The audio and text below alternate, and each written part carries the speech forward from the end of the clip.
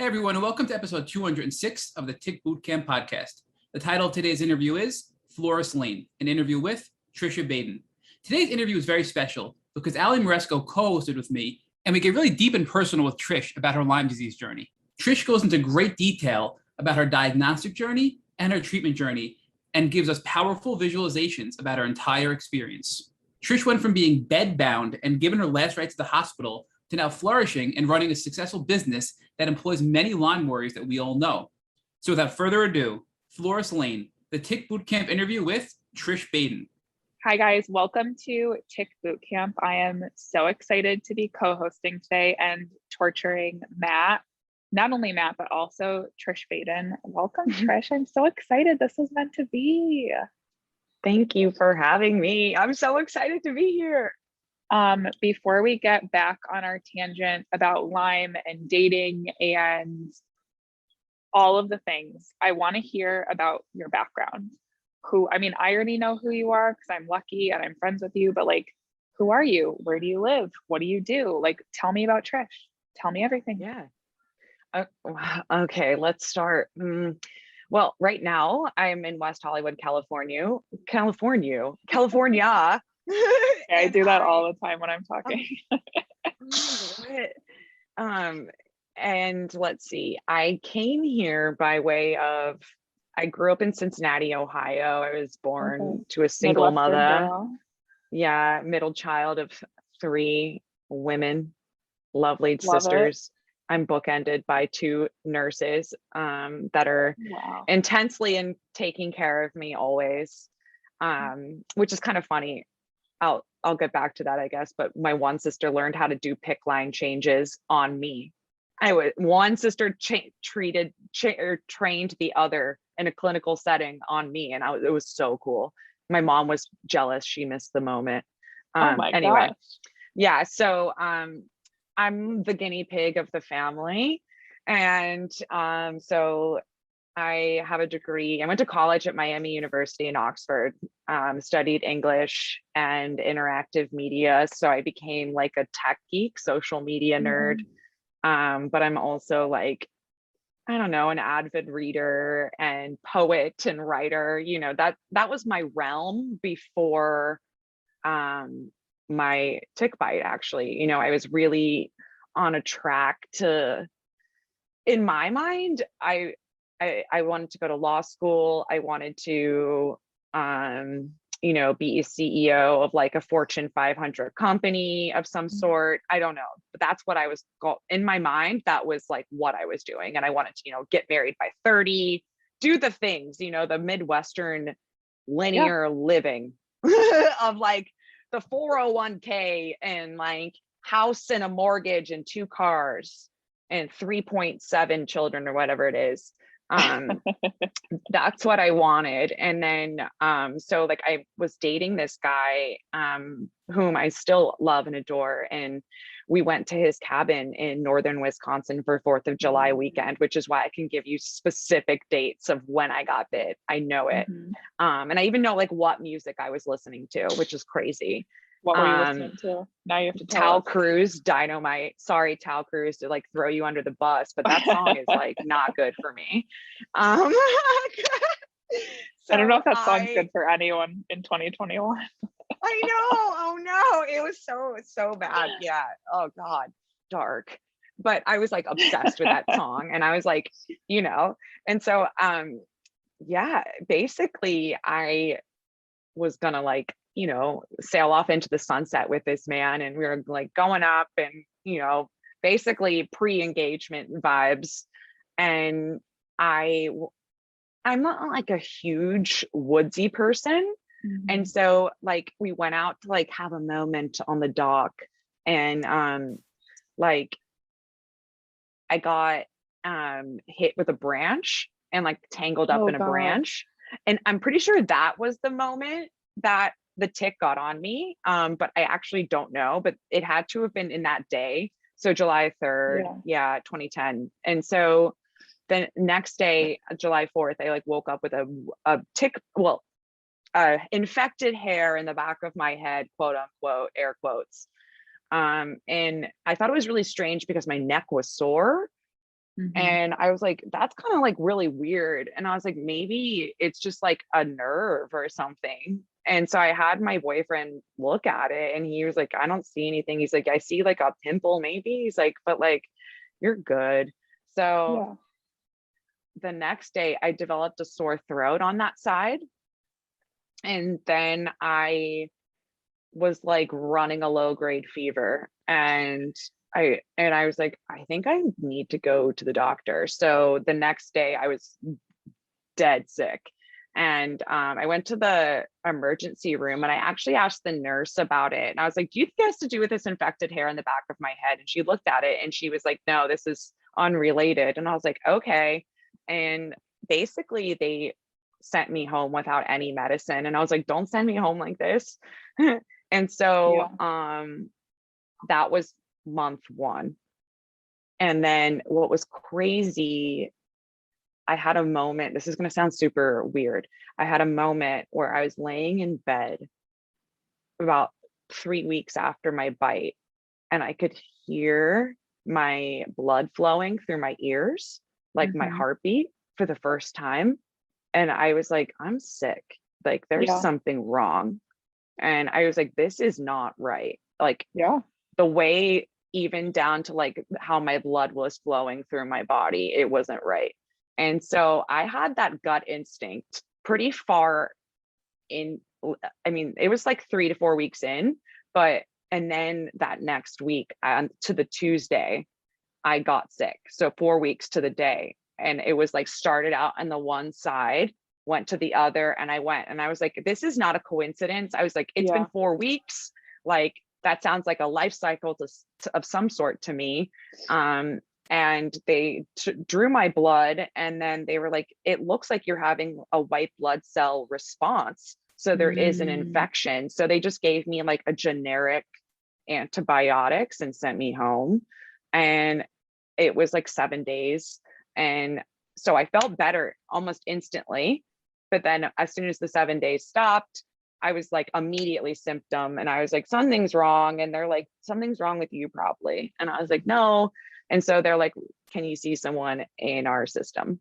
Yeah. And I was like, okay. So the first, and by that time I had started to develop weird things that I thought I was like twitching sort of, and Mhm. like forgetting things. But then I was like, maybe it's just like starting my first adult job, and I was tired, and Like explaining it away. yeah. And because it was getting to like, I had 10 unrelated symptoms, 11, as every week went on, there was another couple symptoms, Mhm. everything from facial twitching to weird, like my muscles would tighten at random times, or like, I wouldn't remember words like Yeah. fleece or tablecloth or like light switch. Yeah. Or like I would forget people I have known for a really long time. I knew their face, but I would forget their name. Like, and then about 4 months into this pattern, I was at the bank, and they asked me my mom's maiden name, and I had no idea. Yeah. And I just was like, I'm really messed up. And so I finally went back to that doctor, and they did some blood work, and she was like, I think, like, you're twitching, you're shaking. She's like, I think we need to explore early onset Parkinson's and things like that. And so luckily I have an uncle who's a neurosurgeon, Mhm. and he was like, you don't have any of the symptoms, like I would have seen it. And Yeah. so that's when things kind of took another direction. And then they started they did a spinal tap, and they found it immediately in my brain and my spine. And so basically I had babesiosis, Bartonella, and then Lyme. Mhm. And it was just chilling inside the brain, Just um, hanging out. hanging out. And then this is kind of where it gets dramatic. So I go for a port placement, and Mhm. I don't know if the person wasn't well versed in tall women, but they collapsed my lungs on both Oh. sides. And so for anyone that's actually listening, this is a really interesting fact. Tall people, any woman over the height of like 5'8" is considered tall in the medical field, I guess. And your lungs actually go above your clavicles. And so when you get a port placement, you need to get it strung through your neck and not here. And so my uncle, who's a cardiothoracic surgeon, my mom called him and told him what happened. And he was like, did he go to medical school? Like, what is happening? I can't believe it. And so he actually had to like file a complaint against it because he collapsed both of the lobes of my lungs. So I spent about 7 days in the ICU dealing with that. And that was where things got buck wild because the doctor, the attending at UW-Madison, I'm calling you out, UW-Madison cardiothoracic floor. The attending, he reported my doctor who did the IV orders to the Board of Medical of Wisconsin and said that he was like doing some shady stuff and like he's lost his license for that. And I felt like extremely guilty, even though I had nothing to do with it. Personally, like I wasn't like, oh, cut my lungs, like I want it. But it really hurt because I was the one that, I don't know, I felt responsible for him losing his license. Anyway, so that like really tore up my heart because it made me realize how vulnerable all of these clinicians are, and even the ones that are like actively trying to help and going about everything the right way, they're still subject to losing their license for treating the patient. And that's what medicine is, in my opinion, not treating on a protocol based on a blanket of symptoms. So that was what blew my mind, whereas like this was the first doctor who treated me as like myself, as a human. And then this man who didn't even know me, who was like, I don't know, just some random dude was like, what the hell? And just through this other, I don't know, it was a lack of compassion. It's something that I never had seen before. And that's when I think I swear to God, I like broke in half. And I just like, I was like, this is it. And I was like, no one's going to fight for me except for myself. And I then was like, all right, I'm going to find that underground network of doctors. I'm gonna do what I can, and we're gonna break this healthcare system because we need to figure it out because it's so broken already that we need to break it to remake it ourselves, to make it work for people. I'm rambling, I'm sorry, but that's basically my backstory. It's intense. I think it shows, unfortunately, what happened to that doctor and being reported shows the severe like lapse and lack of knowledge about tick-borne disease generally in the medical community, which is but horrible. UW-Madison, you know, and that's where it blows my mind. It's like, okay, Wisconsin is known for their cutting edge research, but then we have this competitive edge in American science where no one knows each other's research, and until it's like blah blah blah because they're competing for scholarship money because they don't have enough, and that's how all of our research is funded in this country. And it's like, wait, why is this public information about my body and about all of my friends' bodies yours to gain money off of? So I don't know, structurally something's wrong in how research is done in this country. And that's another side note, but that's what I thought about UW-Madison. Is what I found interesting is they're a research-based hospital. And so it was very competitive and no one was talking to other doctors versus when I got into the Mayo Clinic, it was a very open peer-to-peer. I don't even, it was like, I was a member at a table, not like a weird person that was like heckling doctors to get attention from like the outside, even though I was paying, you know. I was like, hey, look over here, Yeah. And they're like, I oh, mean, give her some medicine. no, it's hard. I mean, I know a doctor in Wisconsin. I don't think it's exclusive to Wisconsin. I hear about this quite frequently. And like, I'm a healthcare publicist. And one of the things that I have to navigate with my clients that tackle tick-borne disease is what you can say and what you can't say, because people can get into so much trouble over things that now are like very mainstream and very well researched and peer reviewed, and it's horrible. And there's a doctor that I know and adore in Wisconsin, that's very well known, that served as the president of iLabs for a long time. And last year he got reported, and I quote, for ordering too much blood work on his patients. Because he had, you know, all these patients like you and I coming to him that were like, I'm sick, I can't get out of bed, I don't know what's wrong. Like, you know how it is with tick-borne disease, Lyme disease, Babesia, all these sorry, things. but And too much blood work, like a nurse good? in a lab reported him to the state, and she had a patient come in that, you know, got like 30 vials of blood or whatever it is that we all get, like when we're trying to figure out what the F is wrong with our bodies. And yeah, and she reported him. And he, I think like literally 2 years later, is like still fighting it. So it's crazy. But I want to back up for a second, because I know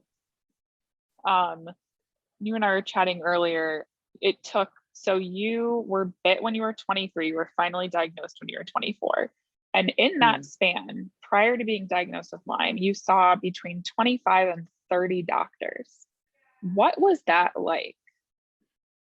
Honestly, how did nobody be like, oh, maybe she has a tick-borne disease? Like, that just is mind-boggling. That's what blew my mind.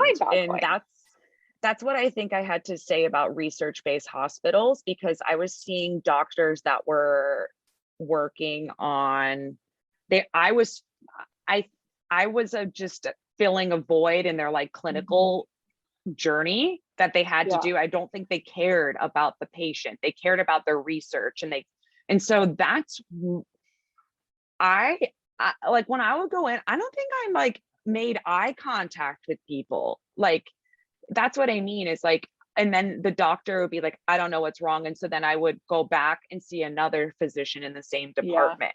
And then they wouldn't understand. So then I would see another internal medicine person. And then that internal medicine person would refer me to infectious diseases. Infectious diseases would refer me to a specialist in Parkinson, neurology. And then like they would bring a therapist in. And I'm like, honestly, it made me like, it made me doubt myself. Like, like it goes back into the conversation we were having earlier about dating. It's like I'm building up my internal self-confidence again, just because I was beat down by people that I was supposed to trust, and that were supposed to look at me and see me as like a real person. And then I was like, wait, maybe I'm not having these symptoms. And it was such a mind game for me that like I applied that mind fuck to every part of my life, where it was like, am I good enough to like work? Am I good enough to date? And then I realized like, wow, okay, a respected member of the community telling me that my mind is messed up really does like take a toll on how you see yourself, how you treat yourself, how you really believe your worth is, how you integrate or don't integrate into society. And like, I just find that fascinating that I was told so many times, like I have anxiety. Like before I was diagnosed with Lyme, I had an anxiety disorder, like a pretty bad one. So it wasn't like new that I had an anxiety disorder. And I was like, therapist, I was like, I got two. Okay. Like, I do not have pain from this. All right. Like I woke up one day and I wasn't the same. And so that's why it's fascinating, because like I was telling them, they had my records, they could see I was seeing doctors, and yet the words that were coming out of my mouth were not hitting in the brain. And I was like, is this hysterical women syndrome? Are we in the 20s where like I need to be put into like a room with other crying women? Like what is happening in this world? So I think that was a lot of what my internal dialogue was like, am I nuts? And then I would research on forums. At the time, it was a lot of Reddit and like Yeah. Tumblr and like early, I don't even know if Facebook had Early Facebook resources. at that time. Yeah, which was like weird internet archives, and not the most like great places. I don't even know, like weird blogs I was finding, like, you know, in comments on holistic blogs. And then I would find a link, and then I would find a doctor, and then I would look at the doctor's research, and then, you know, Yeah. it was like I had like, yeah, anyway. So I was researching my doctor's research, trying to research and figure out what research to research. It's like a constant, just never ending circle, like a dog like chasing I was its trying tail. to solve a crime with like, you know, like string and like an FBI wall. And We it need was to get like, your okay, own like crime podcast. Start like yeah, solving but like murders, except it's just tick-borne disease research symptoms. Honestly, you could do it. You'd be so good at it. I would listen to that in about 2 seconds. What's so funny is I've diagnosed 2 of my assistants with correct problems. I was like, my one assistant, I was like, you have Hashimoto's 100%. He has Hashimoto's, like, Oh my and God. and like, well, just based on like his symptoms, and I was diagnosed with everything and misdiagnosed with everything. And so like, you just catalog that. Well, And someday when you sell Flores Lane for millions and millions of dollars, can you please go get like your doctorate I'm gonna have a and game become a show. doctor? Oh my God. Because it's America. That's and not where I was no going health- with this, but that's fine. No, That's I'm gonna fine. give healthcare away for free. I mean, honestly, I'm good with that too. Can you just be like the next AOC maybe? Like, I don't know. We'll figure it out. I'll brand you. It'll be fine. You might lose if I run your campaign, but it's all good. No, We'll but get we there win together. at life. That's the key. We're winning at life. We're losing in politics, but winning at life. That's so, not to get ahead of ourselves. You lose politics, you win at life. New tagline for everybody. Sorry, Matt. Okay, to back up again for a minute, I want to hear about, so it took you a year to get diagnosed. You saw between 25 and 30 doctors. God bless. What was your diagnostic journey like? Like, was it blood work? How much blood work? Like, what was that journey like to actually receive the confirmation? I know you said you did a spinal tap, and that's how they found it. And did doctors like accept that as your diagnosis right away? What was wild is I remember exactly where I was when I got the call, because I was relieved, because I was like, there's something wrong. Thank God. Yeah. And the doctor, they ran 3 tests to make sure it was Lyme. And they're like, it was lighting up like a Christmas tree. Like there was no way that it wasn't, but they tested it 3 times, which I thought was kind of odd. And they said it's routine to do that. And I was like, interesting. Okay. So I honestly think they were skeptical at first, but the fact that it kept coming back positive, they were like, well, she's got it, man. So that's when things turned very serious. And they were like, okay, so now we need these sets of medicines to treat this. We need these sets to treat this, and these sets to treat this. Yeah. We need these to interact with your medications. And so then it was just a conversation of, what medicines are we switching? What are we doing orally? What are we putting through the IV? How are we detoxing you? And then how do we set up your home care? How do we get a PIC line in you? How do we get you to stop moving around like a crazy person? Because like I was trying to work, and because like side note, I refused to move home during this entire thing.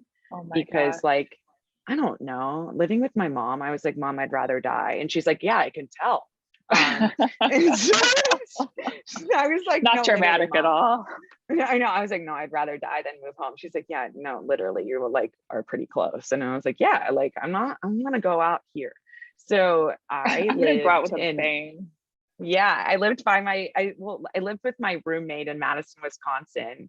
And my family is from Cincinnati. And so about 8 hours away. And so I was completely alone.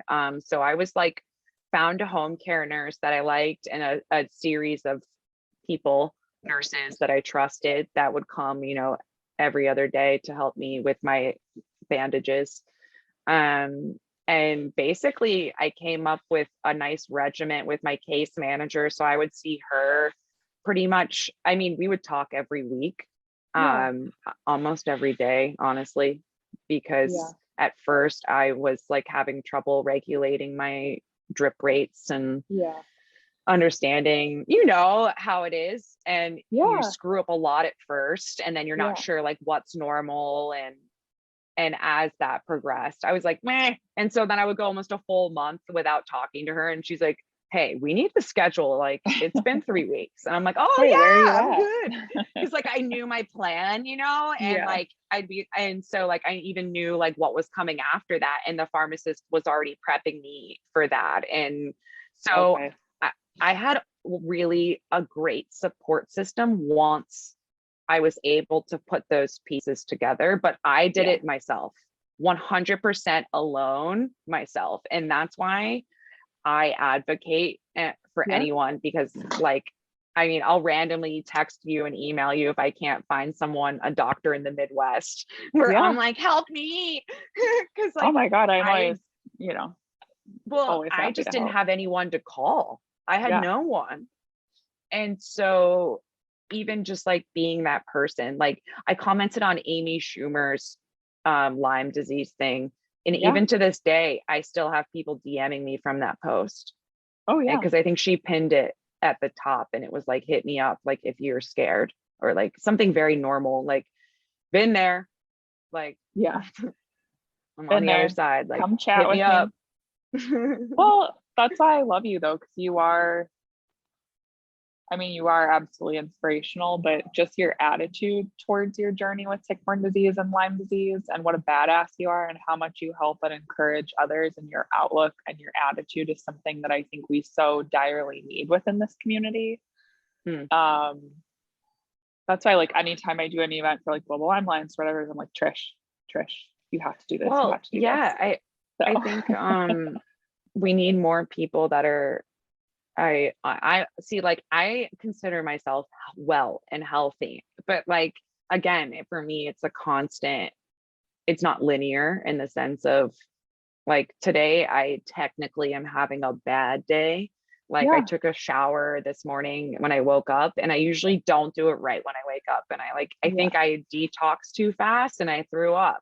And so like, it's just like part of my new body and who I am and how I function, and I accept it, and it's me. And it's like, now my body's a little sensitive, and like, but that's okay. I mean, there are people that have weird problems, and like that's okay. Who just doesn't because have a weird problem? Like honestly, give me a break. Everybody has weird problems, but even if they don't have Lyme. And what's fascinating is I went on a date the other day with a guy who I really enjoy. I've met him over a year ago, and he was the first person who like didn't make me feel weird about having Lyme, but he said something really powerful to me. And he was like, because he had issues with drugs, and he was like, I chose that. And I was like, no, you didn't. He's like, no, but like I indulged in it, like, and I went and partied and I went and drank. He's like, what's crazy is like, you didn't choose this bug bite, and then all this crazy stuff happened to you. And he's like, and you're still so pleasant and happy. And I'm like, but like, I made it. I'm like, I'm one of the few people in my community that can easily be like, I am okay, I am healthy, and I'm functioning. And so that's why I feel like I need to be as loud as I humanly possibly can. And that's why I'm always like, me, I'll do it, for whatever, because again, one person is all we need to just, break through, and it's fine.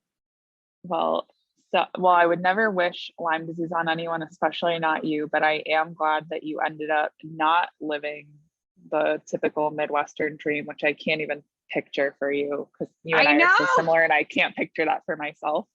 So it's just like so funny to think about you like that, because you're just like, you know, the CEO and founder of like this cool company, and like you do all this cool shit, and like we talk about wormholes and dating and time travel and whatever, and like Matt's probably over there banging his head into his computer, but that's okay, we're gonna keep going anyway. For those that can't see me visually, I just want to say that I am laughing hysterically over here, and a couple of times I snorted laughed, like embarrassingly snorted laughed. So I just want to share that with the listeners because they can't see my reaction like you both can. So Oh my God, Poor it's Matt. just so funny because like I wouldn't change a single moment of any of it. It sucked, but I wouldn't change anything. Nothing. Not even like my Wow. weird lung collapsing, because Well, I like, would maybe change that for you. We can do no, without because the lung I got to collapse. learn some crazy things. Okay, no, you know? no more lung collapsing, please. Knock wood. I know, I'm done with that one. I'm Putting the good checked energy up box to off, whoever is out there. but No more like collapsed lungs. I learned though, you know, and I learned the maliciousness of the intersystem doctors, you know, and I learned how to advocate myself while on morphine, like, you know, and I You're like, learned I'm so many. Trisha. No, I actually was fierce as hell, and I was like, whoa, like I had no feelings. I was like, Yeah, what? who knew? All you need was a little morphine drip. To like Is that the not key? feel. That's the Yeah, key. too bad you can only have it in clinical settings. Yeah. But like I was like strung out on morphine, 2 collapsed lungs, and completely telling this doctor off. I Yeah. was like not having it because he wouldn't give me antibiotics either. And I was like, after all this, you're still not going to give me antibiotics, because I was already on orals. Yeah. Till they could do that, because it's a big deal. And Yeah. I was like, literally like, what's good? Yeah, you're like, just take care of this so I don't have to suffer any longer. I was like, I'm about to smuggle drugs in here that are completely prescribed to me. yeah. Cool. I told him, I said it exactly like that. And he was, and then I got them. And then the infectious disease clinic actually came over to talk to me about Lyme disease. Oh my gosh. And I literally was like, I went like that. I like shooed her out with my hand. It was the most rude thing I've ever done to anyone in my life. I'm telling you. Well, I was sometimes drugged you gotta up. get mad to get what you need, though. Like that's the sad thing. My doctor, told you, I broke in half. Like I was like, oh, this is how it is. Yeah. And it was, and it was not good. So Well, that's why I'm happy we have you as a loud, proud advocate, because I just need you to tell more people off that don't believe. it's unreal. So we heard about your Midwestern dream that ended up not happening, but honestly, in my opinion, that was probably for the best. for the better. I don't know if that would have really worked out long term anyway. Mm-mm. I don't know. We talked about your symptoms, talked about your diagnostic journey, 25 to 30 doctors you saw, which is insane, but I think unfortunately not too far from reality for most people and listeners. Yeah. And now I am like maybe gonna let Matt get like just one word in. So I'm gonna throw to Matt for a little bit and we will resume. So for the record, I have to say, Allie, if you were rich, I would have interrupted him 20 minutes ago, just so you know, because there's so much I wanted to contribute, but it was so brilliant that I'm like, all right, I'm just going to step back and let this gold continue to happen. You could have interrupted us. We would Yeah, have you let could you have have one interrupted. word. I would have just ruined one. it. So I didn't want to ruin it. You guys had a flow going there. But I literally have pages of notes here already all over the place. But my takeaway is, Trish, is that you mentioned that you always questioned yourself and that, you know, you started to believe, well, maybe I'm not sick. Maybe it's in my head. I have medical professionals telling me that. And then you went on to say that you're one of the lucky ones. But I want to challenge you on that, because I agree that you are successful and you've had a positive outcome. But I think that's because of patterns you developed. And we like to identify patterns for success with Lyme disease and tick-borne illness. And other people that we've interacted with in the community haven't done what you've done. So you said that you are okay, you are healthy, and you are functioning. And then you said that you had to learn how to advocate for yourself, and you had to learn how to deal with these vicious medical professionals who were essentially dismissing you. And if you didn't do all those things, you wouldn't be where you are today. And that's why I'm challenging you to say, was it really luck, or was it your perseverance and persistence that got you to where you are today? It's so funny. I have this saying with my mom, because like I have a 4-leaf clover tattooed on my foot because my mom always says that like we're inherently unlucky. And I always say that I am lucky because I push my luck, because I push for it. Right. And so I would say like I'm lucky because I think everything fell into place correctly. But I also refuse to accept my reality as a sick person. I was like, this is not my story. This is not what I intend to be. This is not how I had it planned out in my head. And I was like, it's going to not be this way. And I just like, that was it. And it was who can I get in my corner that's going to believe that as well? And but you just said you refuse to let the sickness become your identity, and you would not be a sick person. And there are other people who have accepted their fate as a sick person and they don't get better. So how did you get to that point where you said, I'm going to continue to fight and I'm not going to give up? Because I think a lot of us need some motivation here because of all of the medical negligence we faced and the medical abuse we faced. How did you overcome that and continue to fight and not just say, I'm so sick, I'm just going to accept what this is because I don't think I can get any better? Well, you can accept that you're sick, but it's not the only thing that you are. You know what I mean? And that's what I think is part of the most important piece. Like, so for example, like say you get the flu, right? Or like whatever, okay, yeah, you do have that. Or like mono, it's like, okay, you have mono forever, but you don't meet someone and you're like, hey, I'm Trish, I have mono. And you're like, no, it just is part of like your medical story, and it's part of who you are. And it's just something you deal with. And so for me, I've like compartmentalized that in my mind where it's like, I'm Trish. I have so many other pieces to my identity that Lyme is just one of them. And I try not to let it be my dominant one, because that's not how I want my story to go. And like, I constantly am redirecting myself because I have bad days, like whatever, or tired days or tired weeks. Like I got the vaccine and it was about a month of being a sick person, I felt like. But I was like, okay, Trish, you have one day of wallowing and self-care and then feeling sorry for yourself, but then you're going to go to bed, you're going to wake up and cut the shit.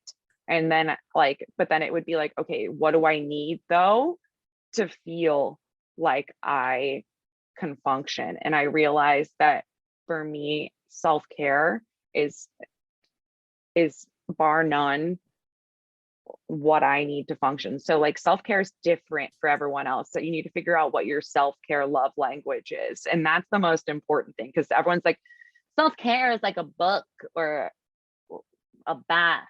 Well, I don't like taking baths in my bathroom. I think it's gross. So, but self-care to me is actually going to a yoga class, laying on my acupressure mat for a half an hour, listening to music, but like also going on my like roller or taking a walk, volunteering in my library, repotting my plants, like, and all of those things I say like get me high. They like give me small amounts of joy. And then like the biggest piece is also connecting with other Lyme people too, and talking with other Lyme people, because like we all are so cool. And the thing that connected us is something bad, but it does not, again, define why we all are still hanging out and being friends.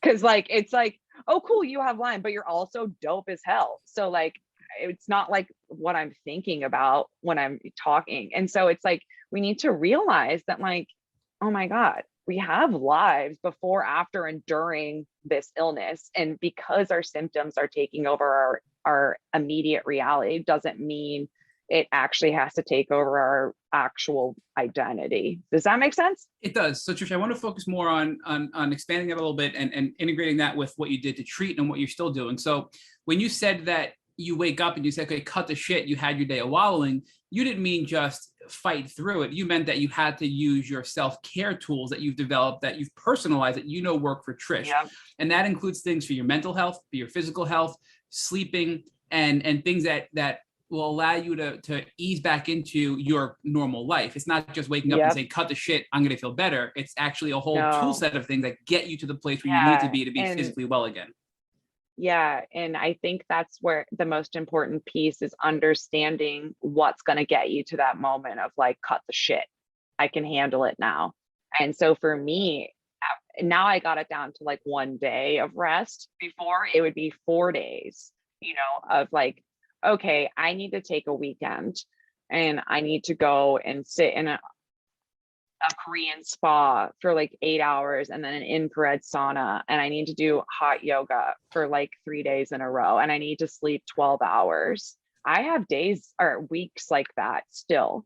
And when I got the vaccine, that's what I did. I was like planning for 5 days of just nothing but self-care is what I'll call it. I hate that word, of like rehabbing my body and making sure I have what I need and juices and like, I mean, everything. I even use like compression blankets and like, and but all the little things add up and they help together collectively. So one little thing may seem so insignificant when you say it, but it's collectively the impact they all have together to help you feel better. Yeah, curate your road trip is kind of like how I like to say it in short form, is like, when you're packing for a road trip, you think of all the things that you're going to need if you're bored and like whatever. And so like you try to get them packed. And so like you're not feeling well, you're not going to like want to run to Walgreens and want to do all this. So like get all the stuff that you need to help yourself feel better. You don't have to feel like crap. Like no one's telling you just because you have this pain that you have to accept that it's like that. And so like I'm sorry. No, I just wanted to ask you because I wanted to just bounce back a little bit, because I know you touched on that when you first got diagnosed, you treated with, what was your treatment protocol that got you to where you are today? I think you said it was IV antibiotics, oral antibiotics, a pretty heavy detox protocol, and some ozone therapy, right? Yeah, it was all at different times though, not at the same time. The detox protocol was with the IV antibiotics. So I did that for about 2 years, and then I got off the antibiotics and did orals so that like my immune system didn't totally collapse. And so then once we started tapering off the antibiotics to see how I was doing, I was still having weird, like, I don't even want to post Lyme disease things, like flaring joint pain. I was not in control of my body at all. And I felt like it was like, and I was like poking holes in a sinking ship, if that makes sense. And so my doctor was like, let's try to do ozone therapy, high dose. And this was 3 years ago. And so it really wasn't a thing then. And so it was actually, she was studying from a guy in Germany. I don't know the doctor's name. And so she was going over there and studying with him and doing like clinicals. And then basically when she understood how to do it in a clinical setting, the doctor that she's studying with helped set up the clinic over here. And so I was patient 0 for them. And so what I did was I was doing low dose ozone therapy just to get my body to see how it worked and like not, make sure my body wasn't going to freak out. And then, so are you familiar with high dose ozone? Yeah, but so I know there's so many different forms of ozone. So can you just explain what kind you got? Yeah, I was about to. Okay, yeah, perfect. I was gonna go into it, and then I was like, wait, should I? Okay, so basically, I was hooked up to an IV in the doctor's office, and so the IV was attached to. So okay, I'm gonna give you a visual. Follow me here. So it was hanging like from an IV pole. I was on one end, there was an egg in the middle, like on the IV pole, and then there was like a green box on the other end. And so that was connecting, we were all connected. So the green box actually had the ozone. And so what would happen is they would suction out the blood, fill the egg 3/4, and then push the ozone in, swirl the egg. My blood would turn like super bright red, and then they would push it back in. And then what was crazy is there'd be like weird chunks of whatever. And they were saying it was exploding, like it was like virus, and they actually tested it, and there was like everything from like Lyme, metals, interesting, Teflon. They found Teflon in there too, but that's a side story. So yeah, basically I did that. And so a high dose session is about 10 of those pushes. Okay. And so I believe 10 of those pushes is about 3/4 of your blood cycling through in your body. So then the other quarter is cleaned by those fresh blood cells.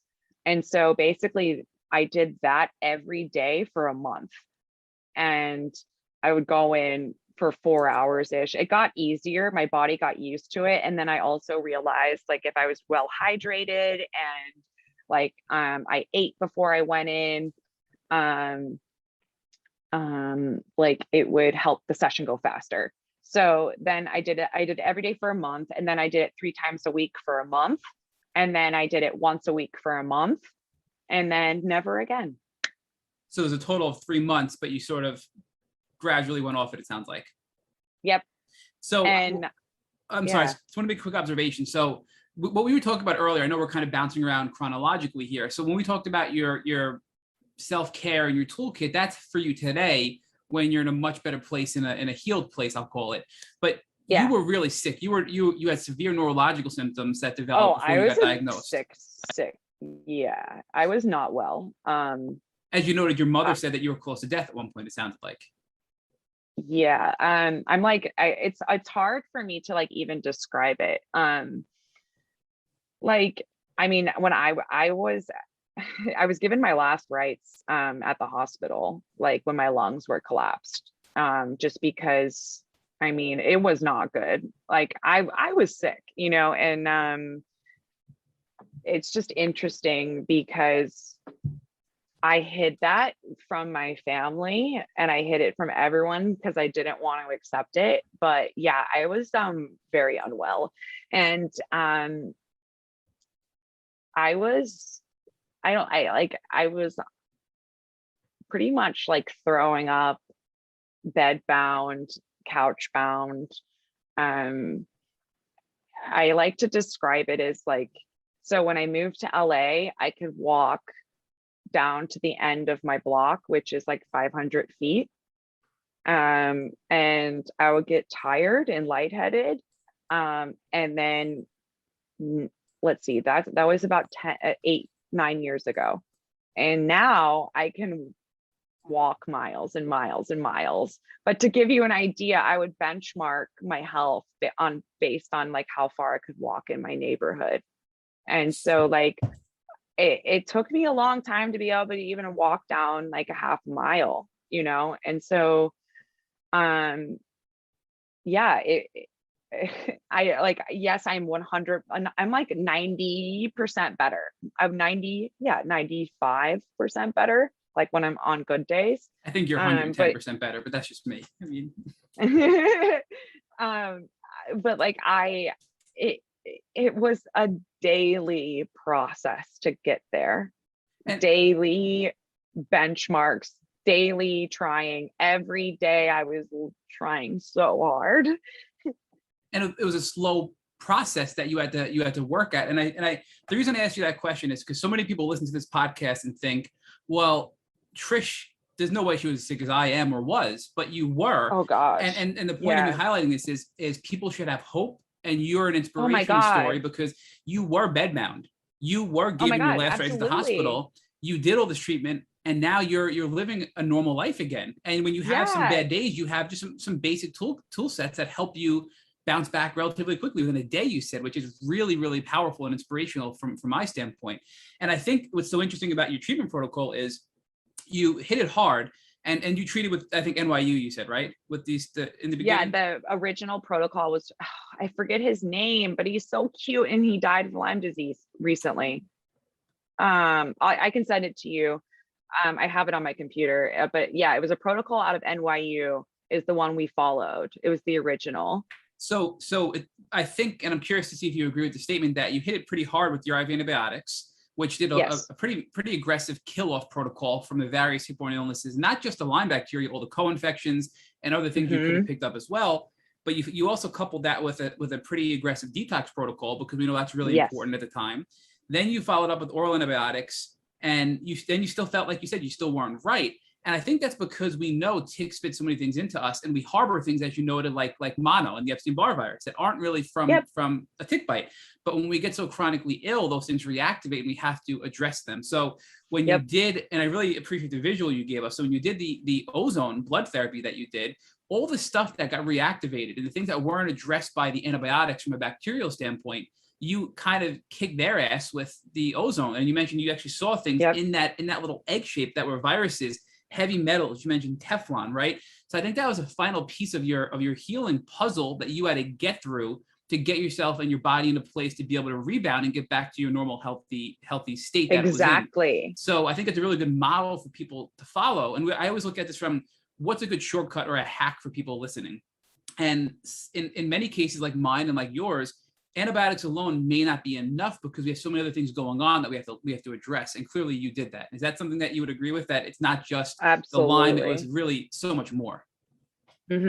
Well, for me, it was detoxification and treating, right? And that's why I always emphasize treat the patient and the disease, because the disease is okay, it's going to follow a certain type of protocol, right? But the patient is not the disease. And we have all these different pre-existing genetic factors, and my body doesn't produce enough glutathione. Who knew? And so like they were giving me pushes of glutathione every day though. And so that, like, as soon as we started the detoxification protocol, that amplified my treatment by, like, I felt like I was getting better like day over day. But for me, again, I was brutally honest with my doctors. I was like, I feel like shit. And I would just straight up be like, I don't want to, this isn't working. I'm plateauing. Like, what do I do? And I constantly was challenging them. And and again, you don't have to settle for your reality. And that's what I want to impress upon people. There's so much you can do. And so even after I got through my ozone treatment, my Epstein-Barr, my mom had mono when she was pregnant with me. So I got it from birth. And so I didn't even know I had it. And so they were like, your Epstein-Barr is insane. Your vitamin D levels are so low. I had, was it scurvy? No, whatever it is, like the pirate thing. Yes. My vitamin D level was like 4, and it's supposed to be like in like the 80s. So that was like a huge thing. And then they found out that I had candida and that my body wasn't able to absorb vitamins. And so all of this was just left over, like kind of just like bullshit from Lyme and antibiotics. And so now for me, it's a constant readjustment of understanding of like diets and understanding like, okay, this is going to make me tired if I have too much sugar, or I need to make sure I'm on probiotics every single day, which everyone should be that's listening to this. And so, I mean, like, I guess. Can I interrupt again? So would you recommend, I'm sorry, I don't want to lose these thoughts, and I think you gave us so much powerful information. Would you recommend to every Lyme patient listening to this that they ask for a full blood panel of essentially everything, vitamins, you name it, and potential genetic deficiencies? Because in your case and in my case, I think that was so important to know those pieces of the puzzle to address them, because in many cases, those things can actually prevent you from healing from Lyme, or they're things that have to be addressed in parallel, because your body was managing them until they couldn't, and now you have to address them in parallel to Lyme. So I think that's a really important takeaway is don't just continue to do Lyme tests. You want to look at everything and take a whole body approach from a viral standpoint, from a heavy metal standpoint, from a, how important vitamin D is, right? All those types of things. And you mentioned that your body wasn't generating enough glutathione, super important to detox and from an antioxidant standpoint. So, is that something you'd recommend to people? And if so, what type of testing would you recommend for that? So, like I get regular, standard blood work every 6 months. And then annually, my doctor and I will do a full panel where she orders basically like my vitamins, all of like my Epstein-Barr, she'll even do like Lyme tests just to see where we're at and like all of that. But then I think every 3 years she does the genetic one, but I guess it was 2. Well, whatever, it doesn't matter. Cause like I tested on the borderline of celiac.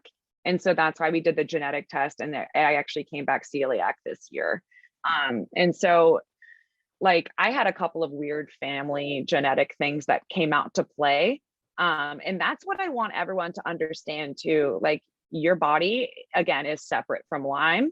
And I want you to, I know it takes over your thinking a lot, but your body is still an independent vehicle that has feelings and needs and has things that need to be addressed, like going to the eye doctor, like you need to do that, or go to the dentist, and so like just keep going. It's okay. Like, and so holistic approach is how I approach everything in life, but that way. But I looked at my body and was like, okay, I think there's something going on in how I'm absorbing nutrients or not.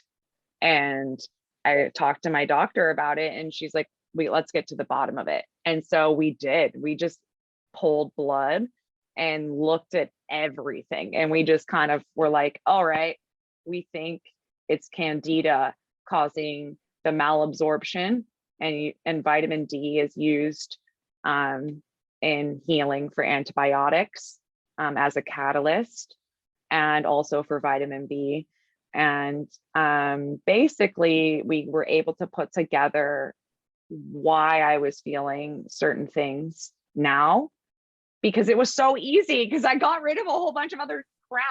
And so what I'm saying is like, how your symptoms are unmanageable. There's so many, but like, honestly, if you take them holistically and look at how maybe some are connected, you can start eliminating large chunks of them at once. It's kind of crazy.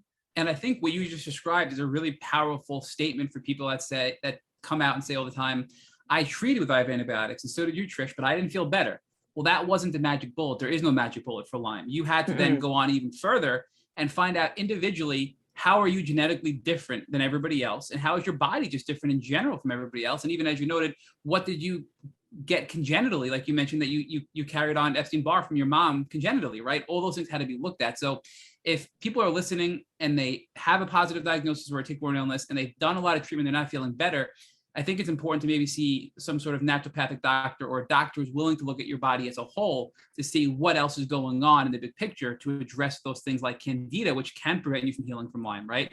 So I think that's a really, really important takeaway here for people that have given up to go back at it and look for other reasons as to why they may not be healing. And what's fascinating is like, even I'm healthy, guys. Like I still even complained to my doctor. I was like, like I'm still kind of tired and I just feel like not as great as I probably should.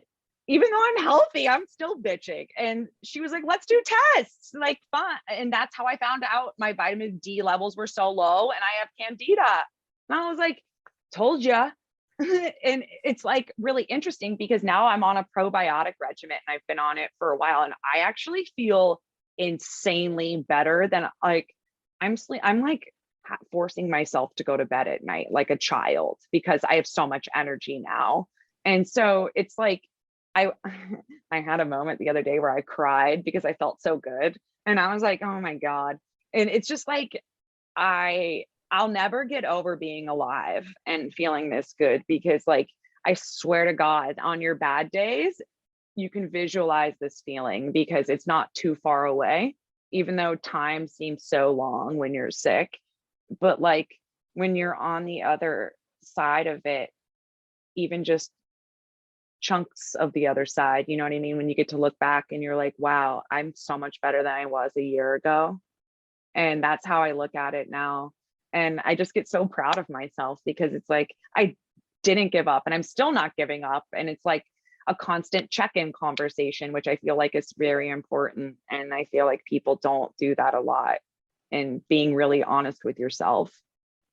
So I have a two-part question before handing it back to Allie to talk about your beautiful transformation that you've made since you've gotten better, like your Flores Lane company, which is off the hook, by the way. We love you, and it's well needed for everybody, not just sick people. So the two-part question is, what are you doing today to maintain your health? Because clearly you've been doing very well and you've been staying in that place. And the second part is, what advice would you give to people that are in the throes of it? If you had to look back at yourself when you were at your worst, what would you tell yourself? Okay.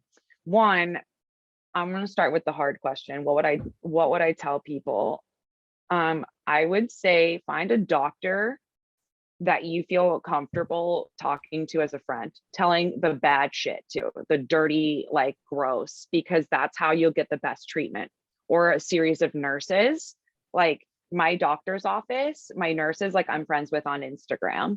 Like, and like sometimes I won't even call the office. I'll just DM them and be like, I'm coming in for an immune drip, you know, like whatever.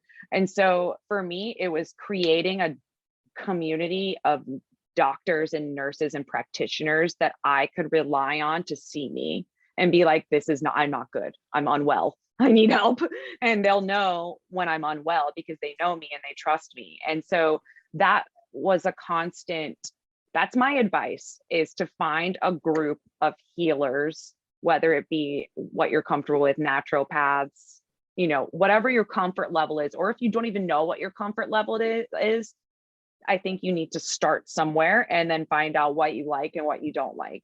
And then for me, for ongoing stuff, I am constantly like doing like IV drips and like, I don't know. I have pressed juice every day that has vitamin B in it, that has glutathione.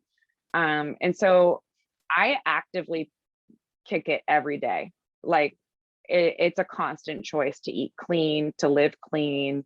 I don't like do any weird things, but then I also like will be very honest with myself and be like, hey, we're not feeling so great. We need to go in and check in and get a drip or figure out like what's going on.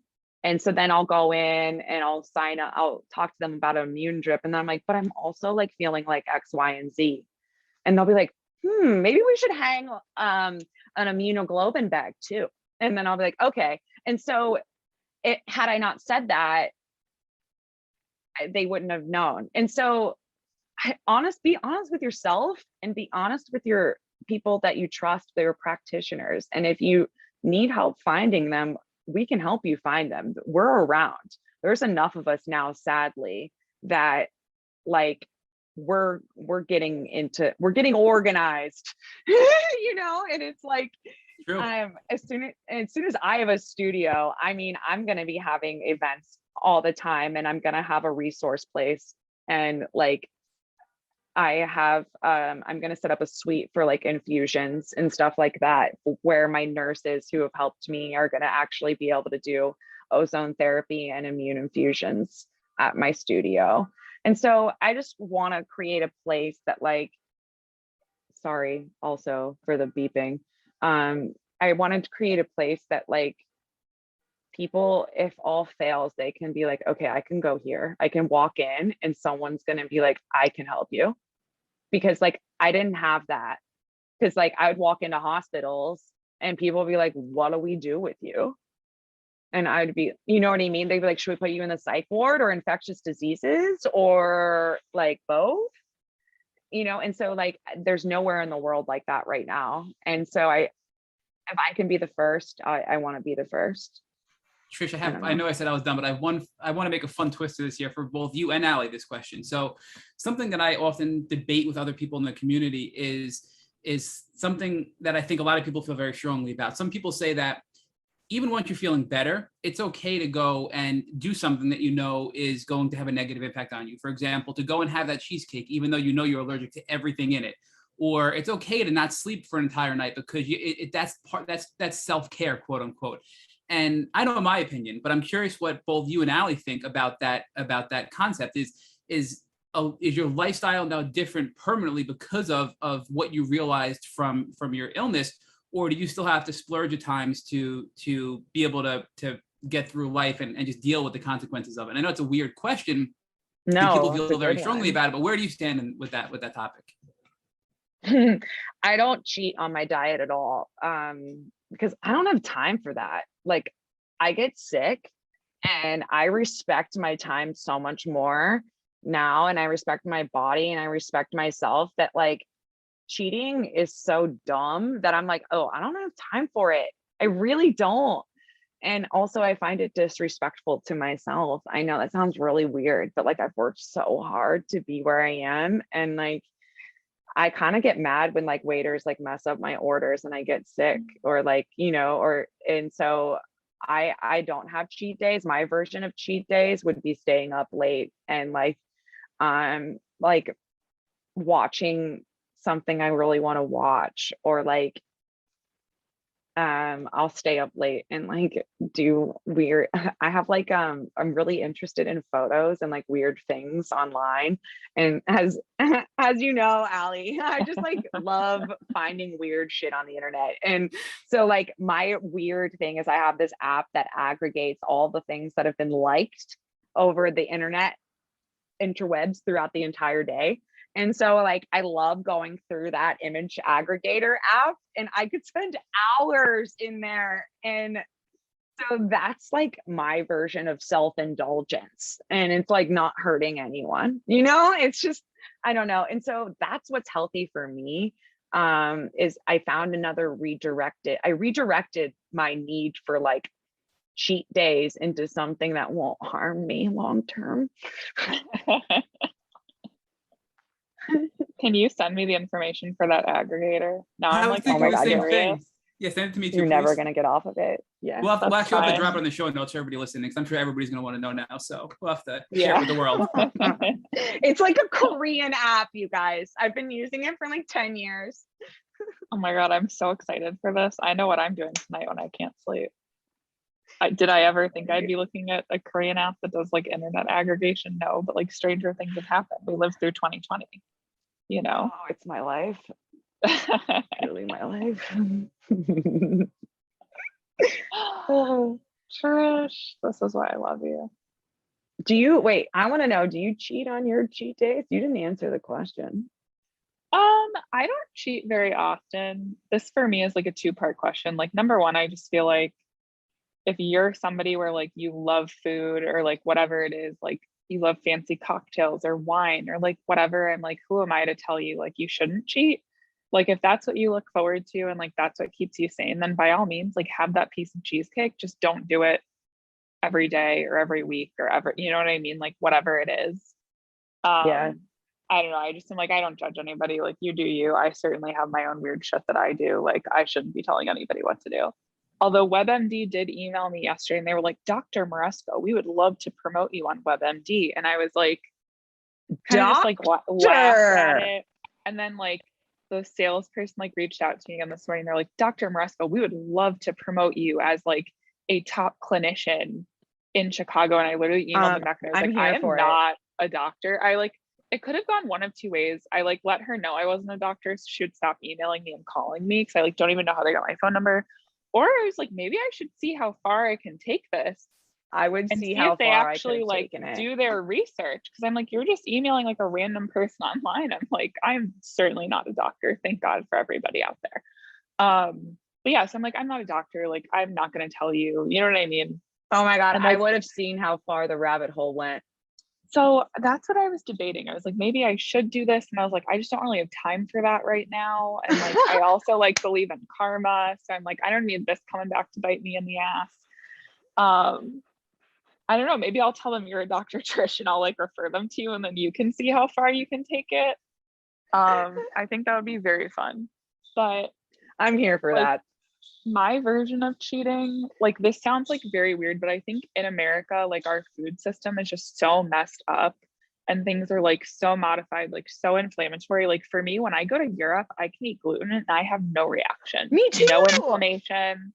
I'm So like eating baguettes like a what's the thing? So like my version of cheating is like we order like semolina flour from Italy and we'll like make something with it because like it just texturally it just is so different. Like I'm Italian, like sometimes it just has to happen, but it's not with like I'm not walking to McDonald's and getting like a cheeseburger. You know what I mean? Like it's a different, I guess it's like a well thought out version of cheating.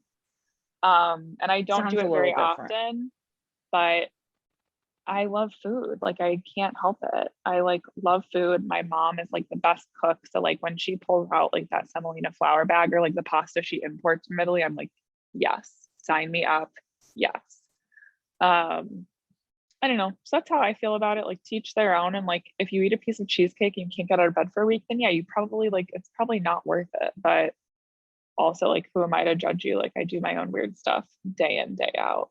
So um yeah, I don't know. That's my thing. That's how I feel about it. Like I'm certainly weird enough. People don't, I don't know if Like people I need my do weird advice. stuff all the time. Yeah, I mean, come on. Like, I don't know, name me like one person that's actually normal. Like, I don't think we could actually name anybody. Mm-mm. So, I mean, I don't know anyone normal, but that's just me. no, I know, same. And like, I was talking to somebody yesterday and I was like, yeah, my two best friends, like, one's a hypnotist, one's a medium. Like, what does that say about me? Like, I don't know. Oh my God, I need to be hypnotized like I'll call now. Chris Jones for you. Oh my God. So I always say, and I think Matt and Rich heard me say this when I did my first episode of Tick Boot Camp with them, like when you first started, that Mhm. Lyme, while I would not wish it literally on my worst enemy, it made me a much better person. It made me realize what is actually important in life. It made me change my values, um, all of these things. And I'm sure you were an amazing human before you got sick, and you're still an amazing human now, just in different ways. So I'm curious to know from you and in your lived experiences now with this disease, I guess what part of your Lyme journey has been beautiful or encouraging, and like what has it taught you about yourself and the world that like unfortunately only an experience like this can teach you and show you. Mm. I learned so much, and that's why I'm saying like I can't change and take back anything what I've done because Yeah. I learned a lot about healing obviously and how healing is like not a like a island that you go to and you're like healed, Yeah. it's like a constant vacation and trip and planning for it and like continuation, a journey.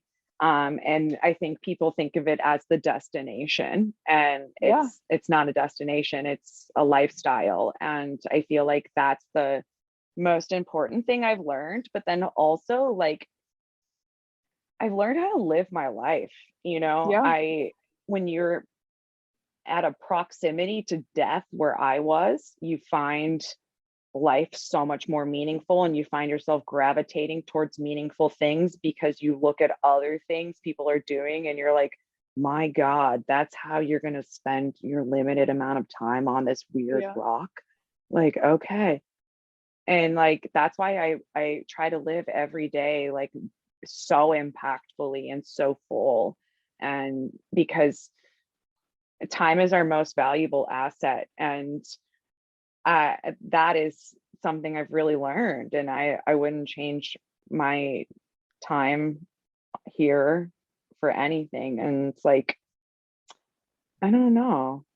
Yeah, I feel like I'm rambling, but is No. that Yes, that's beautiful. And that makes so much sense. And I'm totally with you. I'm like, if I'm going to be here, I'm going to live my life and I'm going to live it to the fullest. And I'm going to enjoy every single moment. I'm going to use it to help others. And feel like that's why you and like Matt and I really connect. And yeah, I have less time for bullshit. Yeah. Like, and I'm that's with kind you. of like, Totally.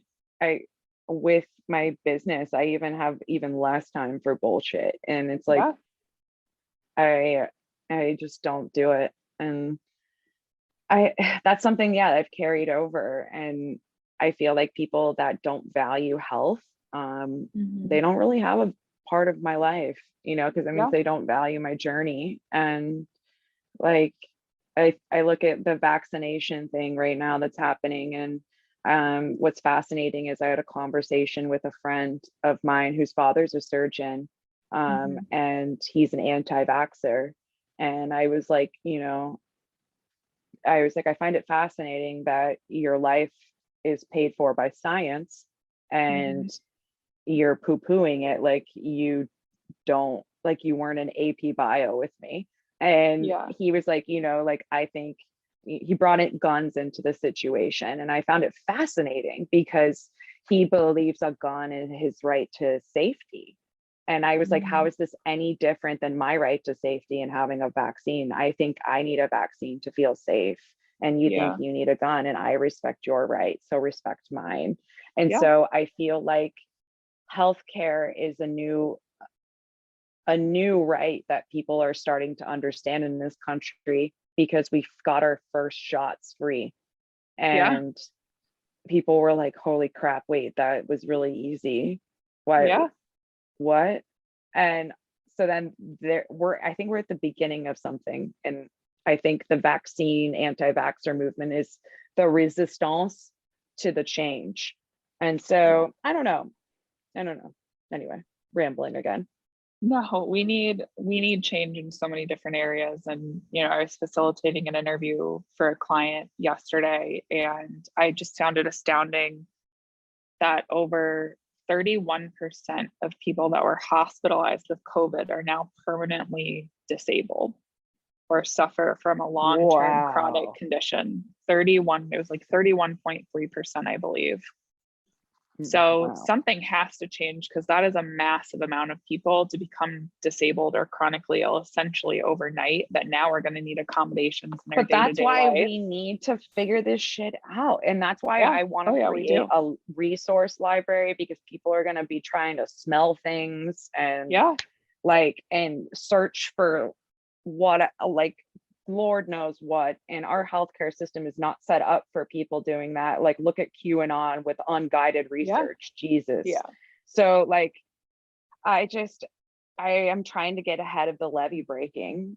And I think we're in a good position as like a community where we've been seeing this for a while. This isn't new, and it's going to be new for a lot of people. And I think we're going to be those experts, unfortunately, but fortunately for them.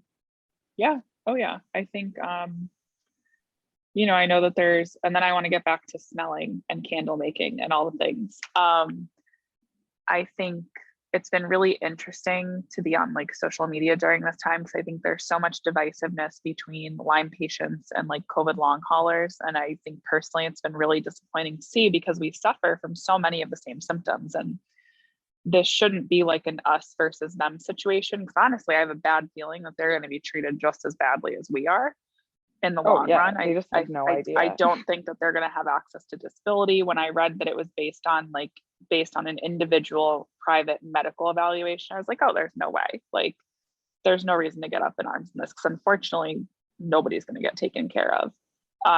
But what I have seen in like all of my legislative advocacy work and meetings virtually with politicians is that they are so much more open now to quote unquote, like avoiding another pandemic, even though Lyme disease and tick-borne disease is already a pandemic, in my opinion, that they're taking it seriously, and they're giving us the funding, and the CDC is like very slowly like updating their guidelines. And I think that true change really is coming, unfortunately, as a result of this global pandemic. But for all of the people that maybe lost their smell with COVID, I'm working on it. You're working on it. And I was like kind of laughing when I was looking through like our stuff earlier because you're like, oh, I'm a candle maker now. And it's so funny to me because you're so much more than that. And you're so much more than that to our community and so many people. I'm like, you're the CEO and founder of a very successful candle company. You've been in Vogue. Like, give me a freaking break. You're like, I'm just a candle maker. And I'm like, your unofficial like publicist hype woman. Like, no, Trish is doing it all. So I mean, I just like, I don't know. I just don't. I'm one of those people that is like, I like to it's fly hard under to the brag radar. about yourself. And I know that, but that's why I get to brag about you as your friend, which I'm very lucky for. And you are using like so many of your newfound gifts and like newfound talents to serve our community. And I almost feel like I can't even ask you this question because you've given me like a million ways that you're going to continue to serve the community, like through your library and through the safe space you're setting up and through like the Lyme disease candle and like all these things. But I guess like, where do you see this all going in the future? Like, what else? Is there anything else that you haven't told us about? I mean, I think I might have said this, but I'm creating like just like a prototype that I want to have like several hubs. Like I want to have like 3 or 4 hubs of like studios in the United States and then in Europe and like around the world where they're just, I guess you can say like libraries, workshops that are going to be like, you know, I work out of there obviously, but also I want them to be places where people can work out of, but also go to for classes and go to for therapy, you know, group. Like I'm partnering with Bellatrix, which is like a book club. Like, I don't know, I'm just trying to create a community of conscious individuals. And I feel like that is lacking. But then also right now, since we're all in our homes and also now 31.3% of the population has new chronic symptoms, I have a feeling people are going to be looking for more community.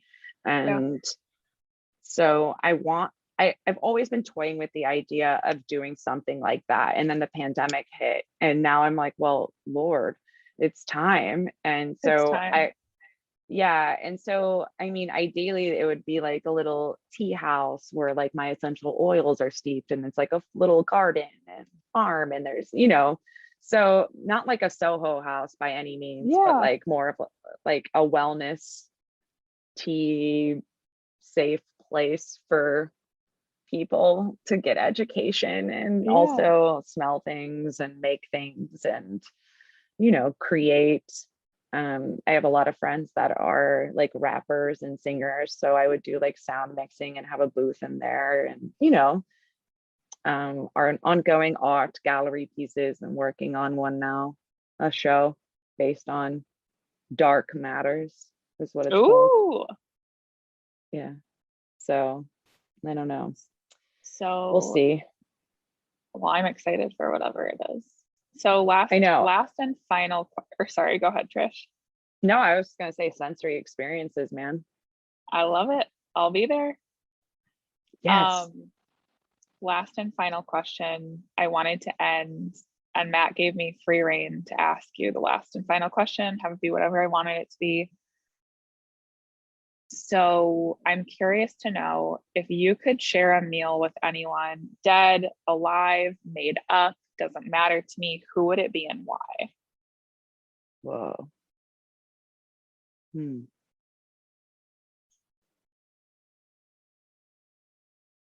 Honestly, right, off the top of my head, it's gonna sound so lame, Madame Curie.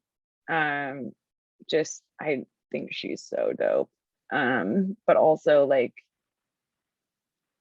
she's a female scientist that has done so much in the name of science that I don't think she was even credited for, that like I feel like sitting down with her and like maybe getting her drunk, you would find out so much shit where you're like you actually like invented time, like, you know, or something like that. And that would be my gut, but then my corny answer would be my grandfather.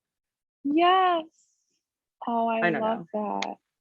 So like probably one of those two people. I will allow you to pick both of them. You can share a meal with both. I mean, if they were sitting together, they would ignore me and have like a nerdy convo, and I would be like, whoa, and just taking notes. You can have both as long as I can come. Yeah, I literally would just nod it. At least you would understand what they were saying. I wouldn't even understand. I'd just be sitting there like, yeah. Staring. I feel that's so hard though. I also have to ask you, Trish, at this meal with your two people that I am now have forcibly invited myself to, which Flores Lane candle scent would you burn? Ooh. I would have to probably do a Palo Santo rose, because my grandfather, I found out, really likes roses. Actually, you were there when I found it out. I had no idea. That medium, the medium that we had the phone call. Yes. Yeah. And I had no idea that he liked roses. And I was talking to my mom. It's like a whole family thing that everyone knew he liked roses. And I was like, tell her. I'm having dinner with her tomorrow night. Well, tell her she was totally 100% correct about that. And I had no idea. She's always right. She's the one who told me, she was like, there's ashes somewhere in your house, and like your grandpa's like pissed about it, like how they're being stored. And I like went to my mom after and I was like, Mom, we don't have any ashes in our house. Like I told Cindy she was wrong. Then my mom was like, no, we do. And I was like, no, let's maybe get those out of here. So yeah, Cindy's never, I'm like, yeah, that's so funny. I'll tell her. It's wild. I love that. I would pick a rose candle because that man likes roses. Super weird. Oh, I love that. Had no idea. Thank you for listening to the special Tick Bootcamp interview with our guest, Trish Baden. To our listeners, we have a call to action. First, if you'd like to learn more about Trish, please visit her on Instagram at Trish Baden, TrishBaden, or at Flores Lane, FLORESLANE. Second, if you've enjoyed this episode of the Tick Bootcamp podcast, please share it with your friends on social media. Third, Tick Bootcamp has created a Tick Bite blueprint that has been inspired by past podcast guests, and we urge you to visit our website at tickbootcamp.com to view the blueprint. Please note we appreciate any input or improvement you'd like to share with us. Fourth, don't forget to subscribe to this podcast on Apple Podcasts, Google Podcasts, or Spotify to get your automatic episode updates of our Tick Bootcamp podcast. And finally, we thank you, our community, for your comments on our past podcast episodes. Please take a minute to leave us an honest review on Apple Podcasts, Google Podcasts, Spotify, on social media, or even on our website. We make it a point to read every single one of the reviews we get. As always, thank you for listening.